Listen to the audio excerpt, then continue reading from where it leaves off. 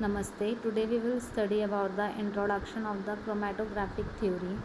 So let's start. Analytical chemistry have few tools as powerful as chromatography to measure the distinct analyte in complex sample. The power of chromatography comes from its ability to separate a mixture of compound or analyte and determine their respective identity, chemical structure and concentration.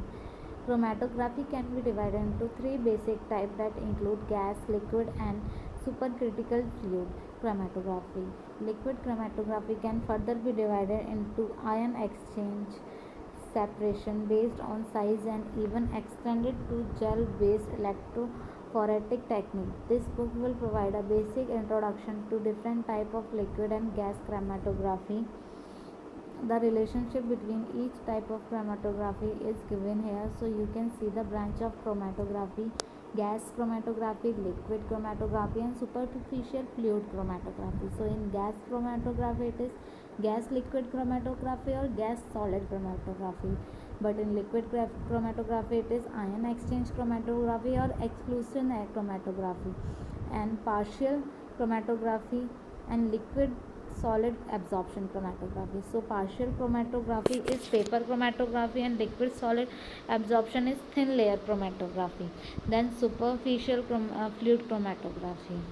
So these are the categories of different chromatography. In general, each type of chromatography is comprised of the two distinct steps: chromatography or separation of individual component in the distinct elution band, and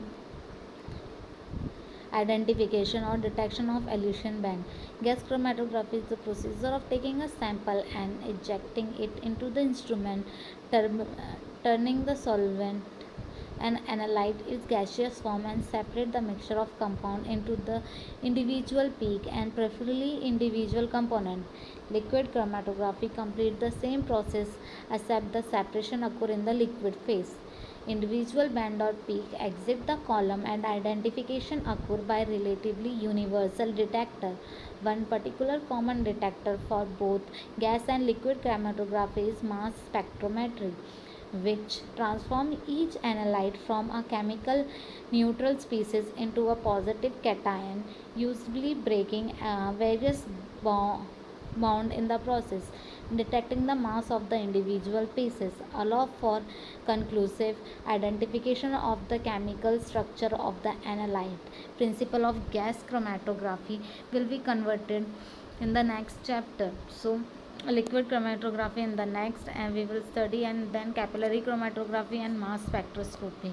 In the mass spectroscopy, the combination of compound separated ion fragment identification yield an extremely powerful analysis that is said to be confirmatory. Confirmatory analysis means the analyte and the solute sure of the identity of the analyte. In contrast, many other individual technique and detector are only suggestive, meaning the analyst think they know the identity of an analyte. This is especially true with most universal gas chromatography and liquid chromatography detectors. Since these detectors respond similar to many compounds, the only identifying factor in these chromatographic system is their elution time from the column. In other, the obtaining confirmatory analysis, the sample would need to analyze by at least two or more techniques that yield the same result. Mass spectroscopy and nuclear magnetic resonance are two confirmatory techniques in the chemistry. So, in the theory of the chromatography, all chromatographic system has a mobile phase that transport the analyte and the column, and a stationary phase coated onto the column or on the resin beads in the column. The stationary phase loses interaction with each analyte based on its chemical structure, resulting in the separation of each analyte as a function of the time spent in the separation column. So by this you can easily know about the baseline and the timing, and you get this graph. So yeah, I hope you will understand about the chromatography about little bit. So for any query you can comment below. Thank you.